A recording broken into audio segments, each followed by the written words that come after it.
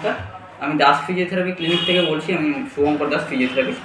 তো আগের দিনের যে দুটো ভিডিও ছেড়েছিলাম, জেনু ভ্যালগাম নিয়ে সম্পর্কে একটা বলেছিলাম, আর একটা ভিডিও দিয়েছিলাম এক্সারসাইজ, যে জেনু ভ্যালগামের এক্সারসাইজ। তো আগের দিনের ভিডিওটা বড় হয়ে যাবে বলে আমি জেনু ভ্যালগামের এক্সারসাইজটা দিইনি। তো আজকের সেই টপিকেই বলবো, জেনু ভ্যালগামের আজকের এক্সারসাইজটা দেবো। যারা যারা আগের দুটো ভিডিও দেখেননি তারা আগের ভিডিও দুটো দেখে আসুন, তাহলে এটা বুঝতে পারবেন যে আগের ভিডিওটা কী ছিল বা এটা কেমন কী দিচ্ছি, তাহলে খুব ভালো করেই বুঝতে পারবেন।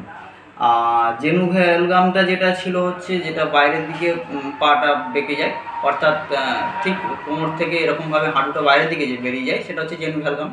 আর আজকে যেটা দেবো সেটা হচ্ছে জেনু ভেরাম। তো যেটা হচ্ছে বাইরের দিকে হাঁটু দুটো কোরবাগ হয়ে যায়, তো সেটাকে হচ্ছে জেনু ভেরাম বলে। তো জেনু ভেরাম হলে কী কী এক্সারসাইজ করবেন তার উপরেই আজকের আমি ভিডিওটা দিচ্ছি। তো স্কিপ না করে সম্পূর্ণটাই দেখতে থাকুন, এবং যারা যারা দেখেননি আগের ভিডিও দুটো, সেগুলো ঝটপট আগে দেখে আসুন।